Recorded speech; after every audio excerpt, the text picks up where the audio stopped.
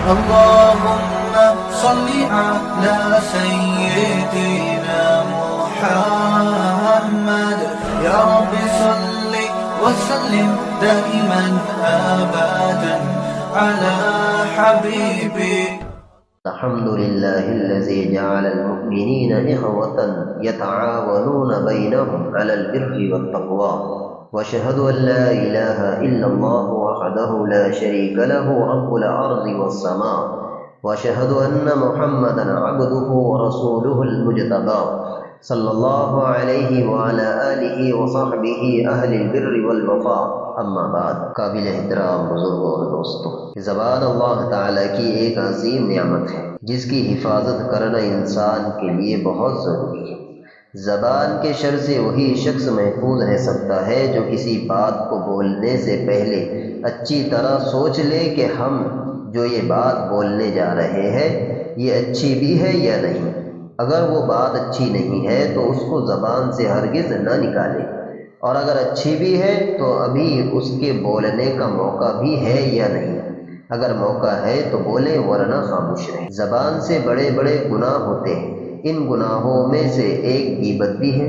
غیبت ایک ایسا گناہ ہے جس کو گناہ سمجھنے کا تصور اور خیال بھی آج لوگوں کے دلوں سے نکل چکا ہے.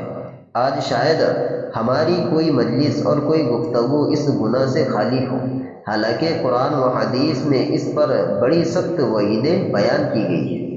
پیٹھ پیچھے دوسروں کے سامنے کسی کی برائی بیان کرنا جس سے اس کو تکلیف ہو غیبت کہلاتا ہے. یعنی پیٹھ پیچھے کسی کی ایسی برائی کرنا جو واقعی اس میں موجود ہے تب تو غیبت ہے، اور اگر اس میں وہ برائی نہیں ہے پھر بھی بیان کر دیا تو یہ غیبت نہیں بلکہ بہتان ہے جو گناہوں میں غیبت سے بھی بڑا ہوا ہے.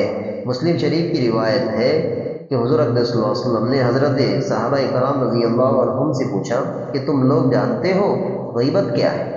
صحابہ رضی اللہ عنہ نے جواب دیا اللہ اور اس کے رسول بہتر جانتے ہیں. پھر حضور صلی اللہ علیہ وسلم نے فرمایا اپنے بھائی کا اس کے پیٹھ پیچھے ایسے انداز میں ذکر کرنا جس کو وہ ناپسند کرتا ہو.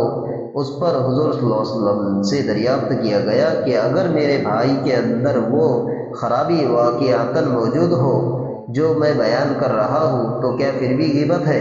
تو حضور صلی اللہ علیہ وسلم نے جواب میں فرمایا اگر وہ خرابی واقعاتاً موجود ہے تب تو یہ غیبت ہے، ورنہ اگر وہ خرابی اس میں موجود نہیں ہے اور تم اس کی طرف جھوٹی بات کی نسبت کر رہے ہو تو پھر یہ غیبت نہیں بلکہ بہتان ہے. اللہ تعالیٰ تمام کو اپنے بھائی کی پیٹھ پیچھے برائی کرنے سے اور غیبت کرنے سے اور بہتان لگانے سے ہم تمام کی حفاظت فرمائے. وآخر دعوانا الحمد للہ رب العالمین.